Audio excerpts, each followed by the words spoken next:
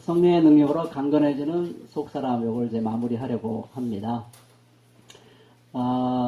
그동안 우리가 지난 몇 개월 동안에 크게 세 가지를 생각했던 것 같습니다. 우리가 속사람의 아름다움을 잃어버리고 겉사람에게만 집착할 때 우리 개인으로나 사회로나 교회가 얼마나 참 어려워지는가 하는 걸 살펴봤고요.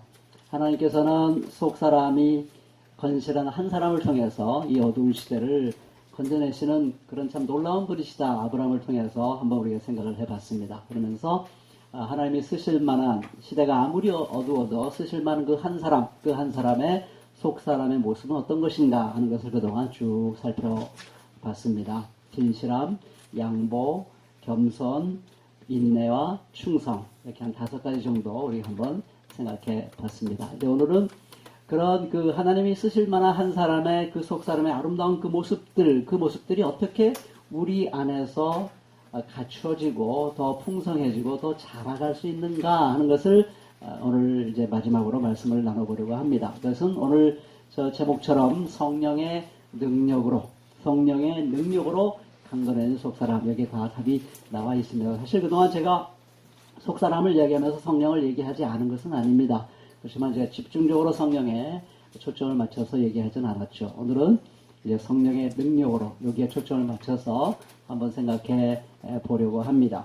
그래서 우리 에베소서 올해 우리가 붙잡은 여기 말씀 좀 작아서 잘 안 보이긴 하겠습니다만은 여기에 나와 있는 것이죠. 아버지께서 그분의 영광의 풍성하심을 따라 그분의 성령을 통하여 여러분의 속사람을 능력으로 강건하게 하여 주시고 이렇게 되어 있습니다. 그러니까 성령을 통하여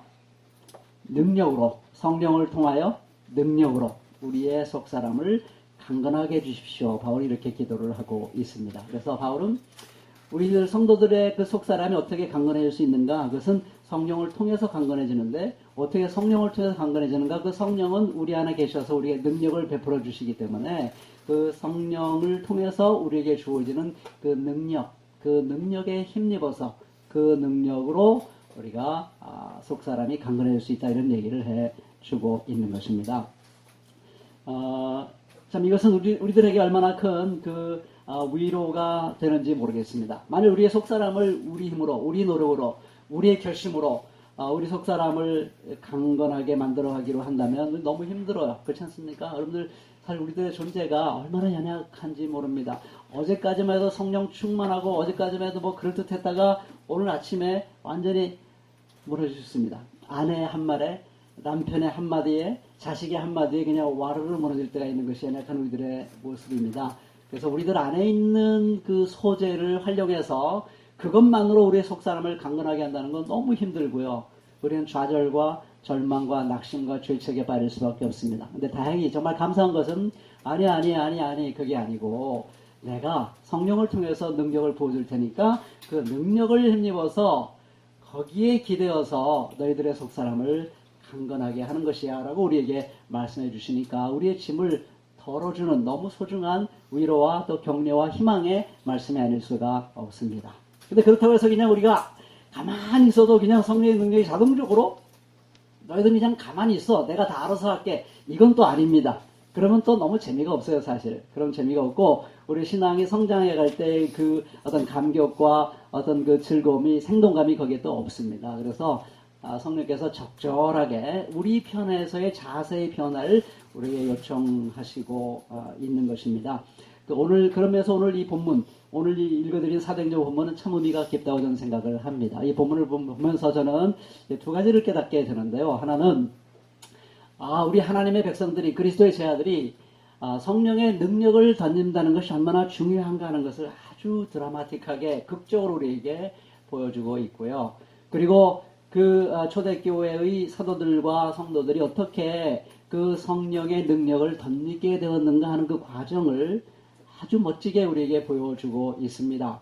이 2가지, 성령의 능력을 덧입는 것이 우리 그리스도의 삶에 얼마나 중요한가, 요거 깨닫고요.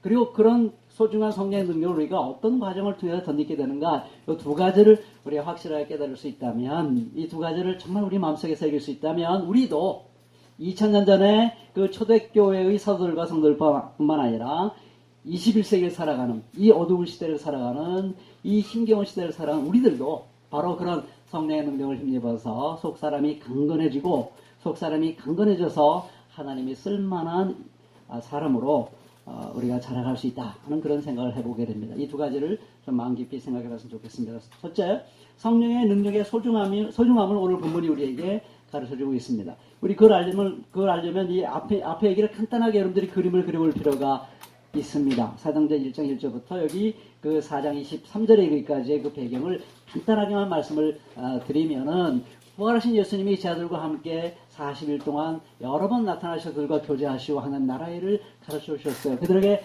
정말 이 땅끝까지 이르러 나의 증인이 되라는 엄청난 사명을 주시기 전에 그 사명을 제대로 감당하려면 한 가지 조건이 있었습니다. 그것은 무엇이냐면 바로 아버지께서 약속하신 것. 그렇죠? 이 구약에 보면은 뭐 여러 군데 나옵니다만 아버지께서 결국 그 당신의 때가 오면 메시아를 보내고 그와 함께 성령을 보낸다는 약속들이 여기저기 많이 나와 있습니다. 아버지의 약속. 또 예수님이 그 아버지의 약속을 제자들에게 들려줬죠. 여러 번 얘기합니다. 너희들이 두려워하지 말아라. 너희들에게 내가 성령을 보내줄 테니까 그 성령의 능력을 힘입어서 너희들이 이 핍박하는 사람들 앞에서 두려움 없이 내가 너에게 가르쳐주는 말을 담대할 수 있을 것이다 하고 성령을 보내줄 거라는 약속을 예수님께서 이 복음서에서 제자들에게 알려주십니다. 자, 그러니까 아버지의 약속을 기다려라. 내가 너에게 말한 것처럼 아버지의 약속을 기다려라. 신신당부를 했습니다. 예루살렘을 지금 당장 떠나고 싶겠죠? 너무 무서운 것입니다. 자기의 스승을 십자가에 못 박은 그런 무리들이 실권을 갖고 있는 그런 지역 떠나고 싶습니다. 떠나지 말아라. 기다려라. 왜? 세례 요한이 말한 것처럼 세례 요한은 물로 세례를 주지만 메시아는, 내 뒤에 올 메시아는, 그리스도는 불로, 그 성령과 불로 세례를 준다고 했는데, 그 말씀처럼 내가 너희들에게 성령으로 세례를 줄 테니까 그때까지 기다려라 하고 신신당부를 합니다. 거기에 아주 이 제자들이 잘 그 말을 기울여 듣습니다. 예루살렘을 떠나지 않죠. 마음을 합해서 간절히 기도합니다. 그러다 오순절이 임함에 그들에게 갑자기 성령이 불처럼 바람처럼 그들에게 임했습니다. 그러자 거기에 있는 사람들이 다 알아들을 수 있는 그런 여러 가지 언어로 하나님이 하신 그 위대한 일들에 대해서 담대하게 증언하기 시작합니다. 그날 베드로가 설교를 하고 3,000명이 회개하고 그 너무나 멋진 신앙 공동체가 탄생이 됩니다. 위협을 느끼죠. 그래서 그 당시 예루살렘을 중심으로 한 종교자들이 그 핍박하기 시작합니다. 사도 요한을 체포해서 감옥에 집어넣습니다. 신문을 합니다. 위협을 합니다. 다시는 나사렛 예수 이름으로 전하지 말라라고 외칩니다. 협박하죠. 공갈을 칩니다. 그럴 때 이들은 얼마나 담대하게 그들에게 말합니까? 하나님의 말을 순종하는 것이 옳으냐, 사람의 말을 순종하는 것이 옳으냐라고 말하고 있어요. 그러니까 이거는 무슨 말이냐면 그 예루살렘 종교 지도자들을 향해서 너희들은 지금 하나님의 말과는 다른, 하나님의 뜻과는 다른 인간의 말을 하고 있는 거야 라고 얘기하는 거예요. 이건 정말 대단한 도전이 아닐 수가 없습니다. 너희들이 뭐 종교 지도자라고 말하는데, 뭐 예루살렘 성전을 꽉 쥐고 있는데, 너희들이 이 백성을 하나님께로 이끈다고 주장하고 있는데, 너희들은 하나님 말을 하고 있는 게 아니야. 너희들은 인간의 말을 하고 있어. 우리는 하나님 말을 순종해야 되겠어. 이렇게 얘기한 겁니다. 얼마나 너무너무 당차게, 담대하게 그들에게 외쳤습니다. 그러니까 어쩔 수 없으니까 이제 그 협박을 하고 이제 그들을 다시 이제 내보내죠. 무리들이 그들 편이 한 걸 알고 어떻게 할 줄 모릅니다. 그리고 쫓습니다. 자, 바로 거기에서부터 이어지는 이야기가 바로 오늘 이 본문에 나와 있는 이야기인 것입니다.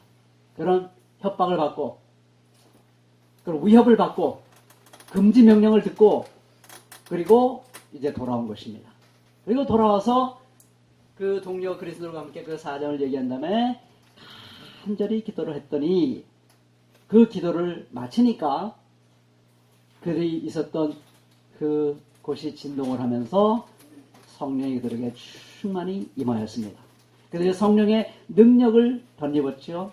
그런 성령의 능력을 덧입고 그런 위협과 협박과 그런 위기 속에서 조금도 이 오그라들지 아니하고 담대하게 하나님의 말씀을 증거하게 되었다 하는 것이 오늘 본문의 그 이야기입니다.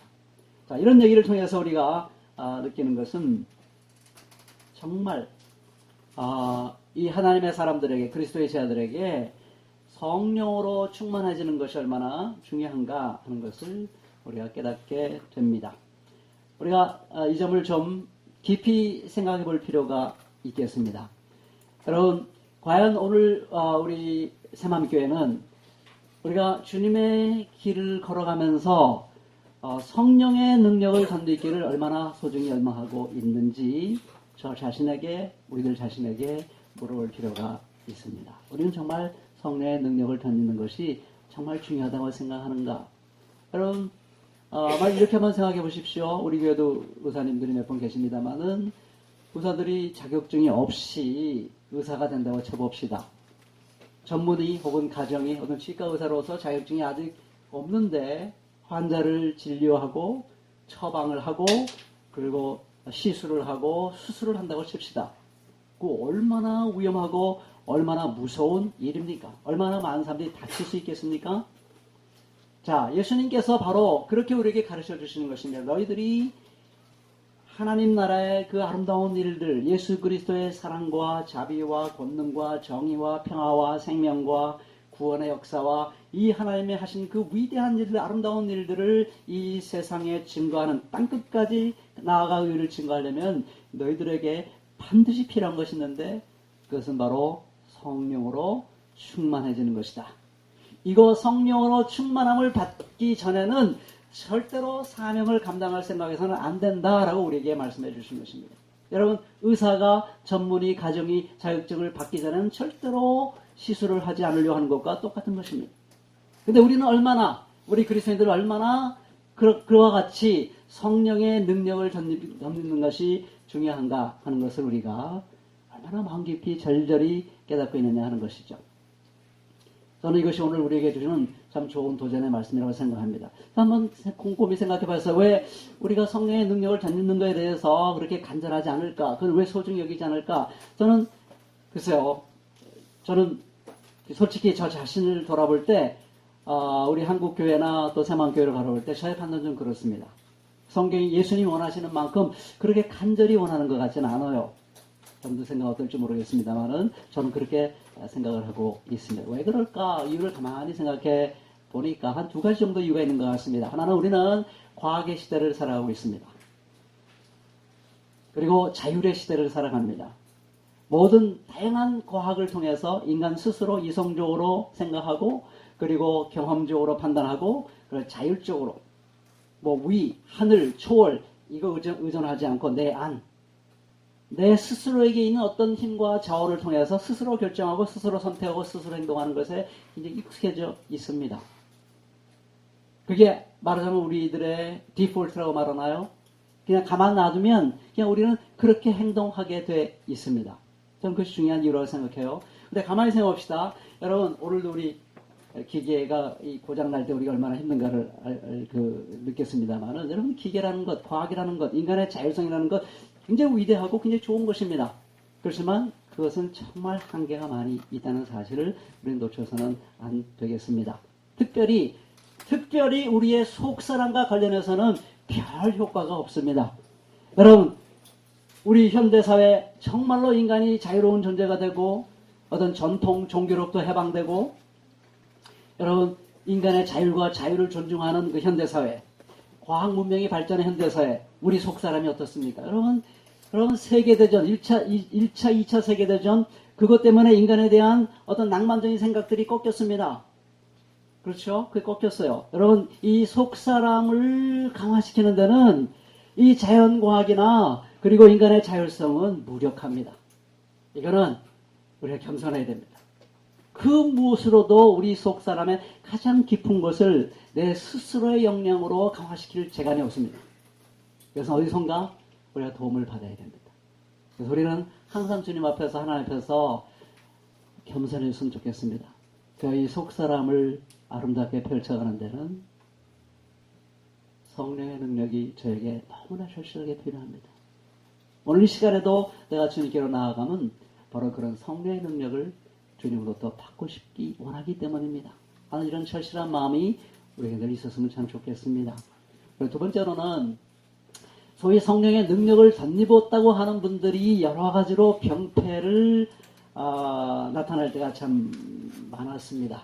그렇죠? 여러분들 뭐 제가 설명하지 않아도 여러분들 과거에 이 경험들을 통해서 성령의 능력을 받았다는 분들이 참 이상한 경우가 참 많습니다. 그 성령의 능력을 활용해서 자기 욕망을 더 강화시키려고 하고 더 충족시키려고 몸부림치고, 그런 성령의 능력을 이용해서 어떻게든지 내 교회, 남이 어떻게든 간에, 다른 교회 어떻게든 간에, 세상이 어떻게 돌아가든 간에 내 교회를 확장시키는데 그 성령의 능력을 사용하려고 하는 사람들이 너무 많았죠. 거기에 진절머리가 납니다. 아마 대부분 우리 새마음교회에 오신 분들은 그런 모습들, 성령의 능력을 빙자해서 수많은 범죄를 행하고, 그리고 교회를 무너뜨리고 사람들에게 상처를 주고 세상을 실망시킨 그런 걸 너무나 봐왔기 때문에 아마 기존 교회를 떠나시고 또 새마음에 오셨는지 모릅니다. 그러나 제가 늘 여러분들에게 말씀을 드립니다. 오늘 다시 말씀드립니다. 여러분, 성령의 능력을 빙자해서 많은 병폐가 자행된 건 사실입니다. 그러면 그거에 대한 답이 무엇입니까? 성령의 능력과 무관한 삶을 사는 것이 답일까요? 우린 이제 더 이상 성령의 능력을 구하지 않는 것이 답일까요?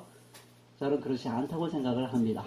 그에 대한 답은 바른 성령을 제대로 알고 정말 바른 성령을 제대로 힘입어서 건강하게 능력을 행사할 수 있는 그런 존재가 되는 것이 답이라고 생각하고, 오늘 우리가 함께 읽은 본문이 바로 우리에게 던지는 하나의 도전이라고 생각을 합니다. 우리 4년 전에 읽어보세요.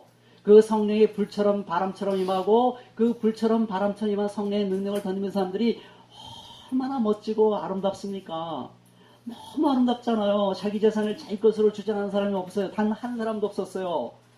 즐겁고 기쁘게 자기 산을 내어놓고 가난한 사람을 도와주고 항상 맛있게 먹고 마시고 성만찬 즐거워하고 예배 드리는 거 기뻐하고 찬양 드리고, 우리 새마음교회도 하는 거 열심히 하고 있네요. 그러니까 열심히 하니까 사람들이 막 칭찬을 하고, 뭐 전도하지 않아도 사람들이 제 발로 걸어 들어와서 나도 한번 믿어보겠다고 하고, 이 악한 무리들이 어떻게 감히 건드릴 수 없는 그런 강력한 그 힘을 보여주고, 와, 이 성전에서는 나서부터 걷지 못하는 사람, 이 사람 그냥 구걸하게 만들고, 그냥 그거예요. 그 정도, 그 이상을 넘어가지 못해요. 그냥 구걸하면 그냥 돈 주고, 그걸로 끝나요. 그냥 그 역할 분담해요. 건강한 사람, 약한 사람 역할 분담하고 그걸로 끝나요.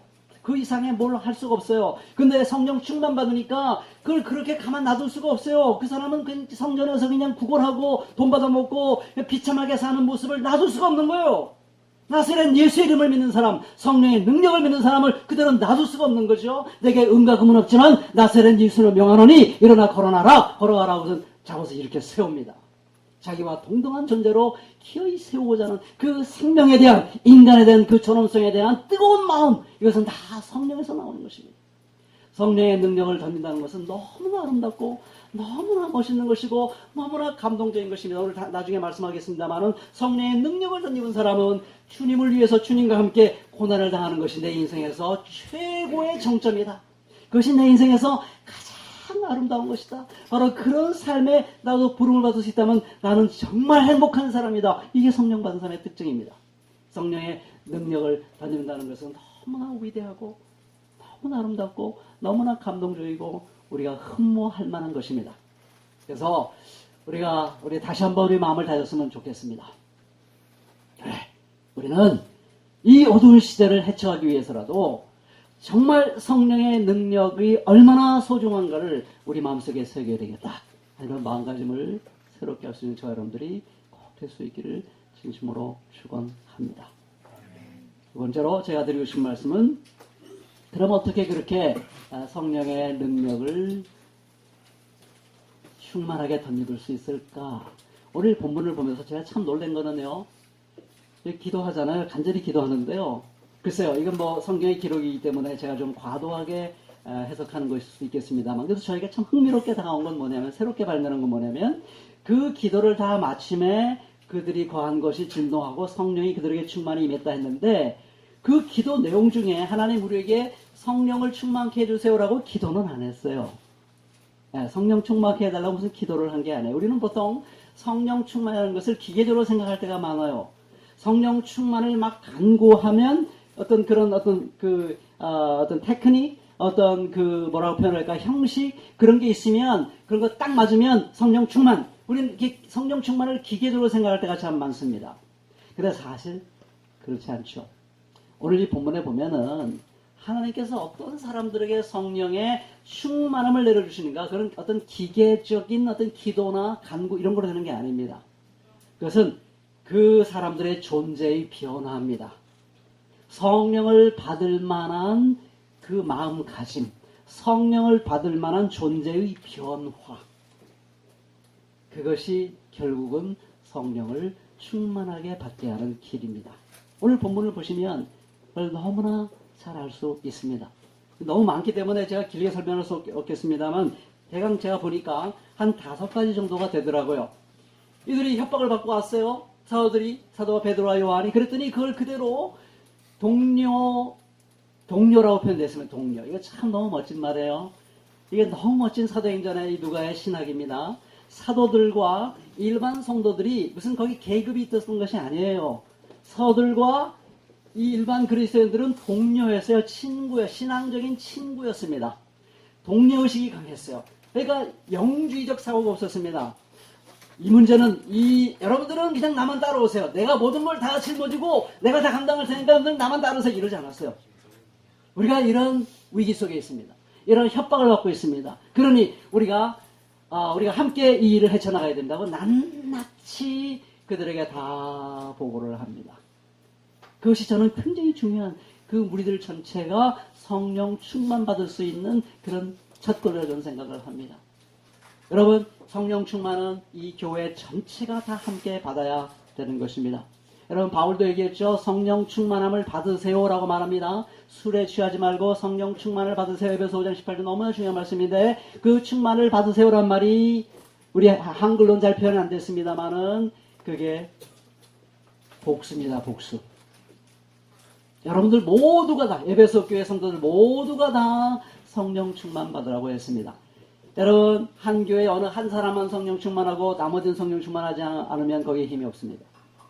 하나님께서 원하시는 것은 그 공동체 전체가 다 함께 공동의 경험을 하는 것을 하나님은 기뻐하십니다. 우리 새만교회 그런 공동의 경험이 정말 필요합니다. 그래야 진정한 의미에서 민족으로 운영하는 교회가 될 수 있습니다. 어느 한 사람은 뛰어나고 다른 한 사람은 그러지 않으면 거기에 민족 운영을 하면 곤란해집니다. 누구를 따라갈 것입니까? 어떻게 의논이 멋지게 나겠습니까? 그러니까 정말 우리 교회야말로 중요한 건 뭐냐면요, 우리의 동료의식입니다. 우리가 다 함께 성령의 충만을 받기를 간절히 소원해야 됩니다. 그래서 항상 서로의 문제를 나누고 함께 풀어가려고 고민을 하고 다 교회 문제를 다 함께 나누면서 씨름해야 되는 것입니다. 두 번째로, 모든 제자들이 합심기도로 어려운 문제를 풀어가려고, 그 말을 딱 듣자마자 이들이 한 것은 전략회의가 아닙니다. 확대 운영회의도 아니에요. 교인총회도 아닙니다. 여러분, 오해는 하지 마세요. 사도행전 15장에 보면은 막 논의를 해가지고 신학적인 중요한 문제 해답을 얻은 다음에 성령과 우리는 이렇게 결정했다고 말합니다. 하나님은 회의를 통해서도 성령을 역사하십니다. 제가 그걸 부정하는 게 아니에요. 여러분, 우리 새마음교회 살려면 일단 회의를 즐거워할 수 있어야 이제 기본적으로 이게 되는데, 회의는 중요한 거예요. 회의를 제가 성령과 관계없다 이렇게 얘기하는 거 아닙니다. 그러나 위급한 상황이잖아요. 지금 굉장히 위급한 상황입니다. 인간의 능력으로는 어떻게 이걸 헤쳐나갈 수는 없는 상황이에요. 그럴 때는요, 회의가 중요하지 않습니다. 그래서 회의보다 더 중요한 것은 기도입니다. 그때는 모든 우리들의 생각을 다 내려놓고 우리들의 어떤 지혜를 짜내는 거 다 필요 없습니다. 다 내려놓고 그때는 기도하셔야 됩니다. 그때는 정말 하나님밖에는 없습니다. 이 위기를 뚫고 나갈 수 있도록 길을 열어주실 분은 당신밖에는 없습니다. 우리가 제 아무리 똑똑하고 제 아무리 논의를 잘하고 회의를 잘해도 우리에게는 길이 없습니다. 그래서 우리는 다 내려놓고, 회의고 뭐고 다 내려놓고 우리는 이 시간 하나님만 바라봅니다. 하나님이 우리의 기도를 응답하지 않으시면 우리는 갈 길이 없습니다. 우리는 앞이 캄캄합니다. 하나님, 이 기도의 자세입니다. 저는 우리들에게 그런 간절한 기도가 있기를 진심으로 소원합니다. 이것은 저 자신에게 주는 말이기도 하고 저 자신도 오늘 이 설교를 하면서 다시 한번 회개의 마음을 갖습니다. 우리가 다 함께 정말 하나님 앞에 나아가 하나님께 문제를 내려놓고 하나님 당신이 해결해 주십시오 라는 이 기도, 합심하는 기도, 이것이 우리들에게 저는 꼭 필요하다는 생각을 하고요. 세 번째로 이런 고난 중에 하나님이 어떤 분이신가를 기억해냅니다. 하늘과 땅과 바다와 그 안에 있는 모든 것을 지으신 주님, 이렇게 부릅니다. 이거는 대단히 중요합니다. 여러분, 만일 이 사도들과 제 아들이 저 사람들이 우리를 지금 핍박하고 저 당국자들이 우리를 위협하고 주 예수 그리스도의 이름으로 증거하는 것을 막고 있습니다. 그들은 우리를 체포할 수도 있고 언제 우리를 감옥에 집어넣을 수도 있고 우리의 스승을 죽인 것 같이 우리를 죽일 수도 있습니다 하는 그것만, 그 현실만 바라보고 있었다면 우리는 무슨 힘이 있는 것도 아니고 우리는 칼을 써도 안 되고 예수님께서 분명히 칼을 쓰지 말라고 그랬어요. 우리는 칼을 쓸 수 없어요. 우리는 평화적으로 모든 걸 해결해야 돼요. 그 현실만 바라보고 있다면 이들은 그 무게에 짓눌려서 그들은 아무것도 할 수 없었을 것입니다. 그런 무게에 짓눌린 사람들에게 성령이 임할 수가 없습니다. 그 무게에 짓눌려있는 그 무거운 마음속에 성령이 어떻게 비집고 들어갈 수가 없어요. 성령이 못 들어갑니다. 성령은 인격이기 때문에 우리 마음속에 두려움에 이 무서움으로 짓눌려 있다면 성령이 들어올 틈이 없습니다. 내 안에 어둠이 너무 많으면 성령이 들어올 수가 없어요. 그래서 성령께서 인격적으로, 물론 들어온다 나간다 이 말은 여러분들이 좀 조심할 필요가 있습니다. 예수를 믿는 순간 우리는 성령을 선물로 받아요. 성령 우리한테 내주하십니다. 그런데 내주하시는데 우리 곁을 떠나는 적은 없어요. 그런데 성령께서 능력으로 우리 가운데 역사하시려면 우리 안에서 자유자재로 성령이 역사하실 수 있어야 됩니다. 그런데 성령님은 인격이세요. 그냥 파워, 권능 자체가 아닙니다. 인격이세요. 살아계신 분이 우리랑 교제하시는 분이고 우리랑 만나시는 분이고 우리와 대화하시는 분입니다. 그래서 여러분들에게 종종 그 조성모의 가시나무 얘기하죠. 가사를 적어왔는데 내 속엔 내가 너무도 많아 당신의 쉴 곳 없네. 내 속엔 헛된 바람들로 당신의 편할 곳 없네. 사랑을 해보면 알아요. 그렇죠? 이게 무슨 말인지 알죠? 네, 알죠? 이건 인격적인 존재이기 때문에 그래요. 내 안에 내가 너무 꽉 차 있잖아요. 그럼 상대가 내 안에 들어와서 편히 쉴 수가 없어요. 우리 잘 알잖아요. 그렇죠? 안 됩니다. 성령도 마찬가지. 내 안에 내가 너무 많아서 근심과 두려움과 이 세상의 무게에 짓눌려 있으면 성령이 내 안에서 편하지가 않아요. 그럼 성령이 내 안에서 역사하실 수가 없습니다. 이걸 쫓아내야 돼요. 내 안에 있는 너무 많은 나를 쫓아내야 되는데 가장 중요한 건 뭐냐면 주님을 바라보는 것입니다. 여러분, 얼마나 이 기도가 너무 멋지지 않습니까? 하늘과 땅과 바다와 그 안에 있는 모든 것을 지으신 주님, 여기에 자기의 마음의 초점을 거기에 딱 고정시키는 것입니다. 그 순간 우리는 이 세상이 짓누른 무게로부터 우리는 해방될 수 있는 것입니다. 저 사람들이 우리를 협박하고 위협하는데요. 그거 천하 만물을 창조하신 하나님의 눈으로 보면 아무것도 아니죠. 이겁니다. 여러분, 그래서 우리가 주기도문을 주님께서 우리에게 가르쳐 주실 때, 기도할 때 제일 먼저 중요한 게 뭡니까? 하늘에 계신 우리 아버지입니다. 이렇게 하늘에 계신 우리 아버지를 여러분들이 생각할 때 그렇게 해요. 이거는 그냥 하나의 뭐라고 표현할까요? 그러니까 내가 진짜 기도하기 위해서 이름도 안 부르고 기도하면 미안하니까 죄송하니까 하늘에 계신 우리 아버지 불러놓고 그다음부터 자기 세월을 막이 아닙니다.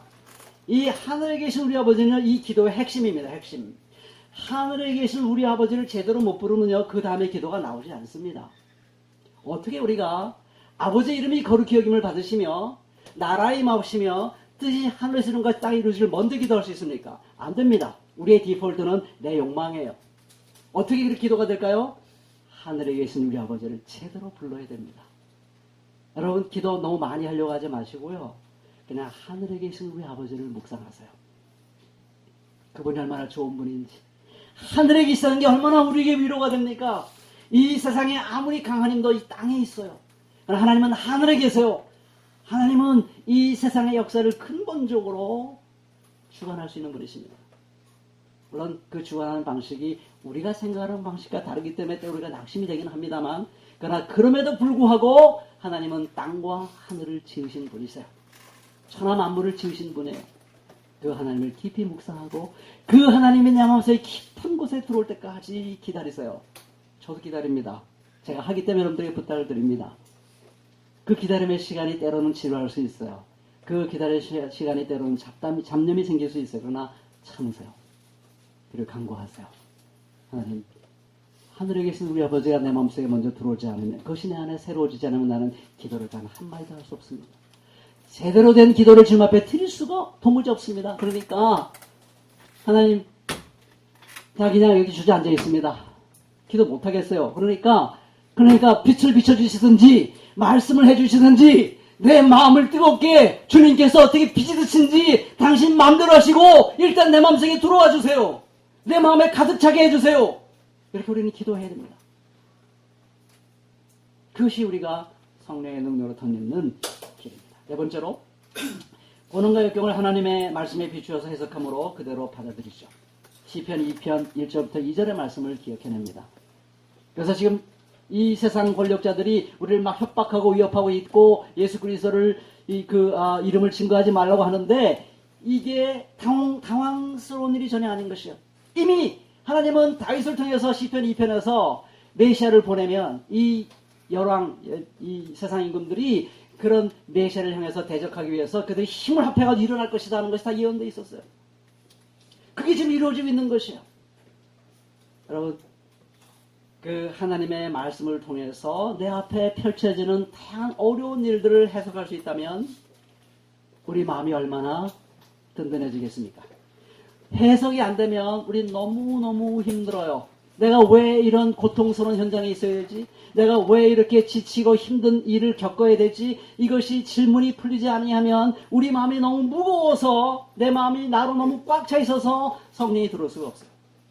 그러나 세상에 그 어두운 역사가 해석이 되면 마음이 시원해집니다. 아, 맞아. 오늘 우리가 이렇게 역경을 겪는 것은 하나님이 벌써 이미 예견하신 것이고, 우리 예수 그리스도를 따라가는 사람들은 그 일을 통과하도록 돼 있어 라고 그걸 받아들이기 시작하면 담대해집니다. 그때 성령께서 우리 마음속에 역사하실 수 있는 우리 마음의 준비가 되기 시작하는 것입니다. 우리는 지금 굉장히 어려운 시대를 살아가고 있습니다. 그러나 이거 전혀 당황스러운 상황이 아닙니다. 이거는 굉장히 그리스도인들에게 자연스러운, 어떤 면에서 자연스러운, 마땅히 가야 할 길을 우리는 걸어가고 있는 것입니다. 조금도 당황스러울 것이 없습니다. 우리는 제대로 길을 가고 있는 것입니다. 자, 마지막으로 하나님께 두 가지를 요청합니다. 당신의 제자들의 위협에도 불구하고 참으로 담대하게 하나님의 말씀을 말할 수 있게 해주십시오. 주님께서 능력의 손을 뻗쳐주셔서 사람들의 병을 낫게 해주시고 주님의 거룩한 종 예수의 이름으로 표징과 놀라운 일들이 일어나게 해주십시오. 얼마나 멋진 기도입니까? 성령의 이들은 기도하면서 자기 욕망이 없습니다. 기도하면서 자기 교회 확장에 대한 욕심이 없습니다. 오직 하나님의 말씀, 이 세상을 구원할 수 있는, 심지어는 예수 그리스도를 십자가에 못 박은 사람들까지도 회개시키고 죄의 용서를 받고 살아날 수 있게 하는 그 말씀. 예수님께서 부활하시고 하늘로 올리우신 것은 예수님을 십자가에 못 박은 자들을 심판하기 위해서가 아니라, 베드로가 설교한 것처럼 그들마저도 돌이켜서 하나님의 풍성한 생명을 누리고자 하심입니다. 그 엄청난 사명을 주신 것이에요. 그 하나님의 뜨거운 사랑을 이들은 압니다. 그러니까 그들은 핍박을 받고 위협을 받으면서 하나님, 우리들에게 이 어려운 상황에서 이 하나님의 놀라운 말씀, 온 세상을 구원할 수 있는 말씀, 저 예루살렘 당국자들까지도 건너뛸 수 있는 이 말씀 전하게 해주십시오. 담대하게, 정확하게, 확실하게 전하게 해주십시오. 그리고 이 땅에 병든 사람들 낫게 해주세요.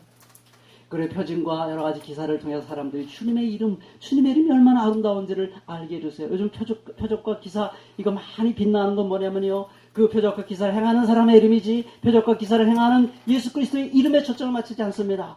그래서 너무나 많은 부패가 이 교회에 있습니다.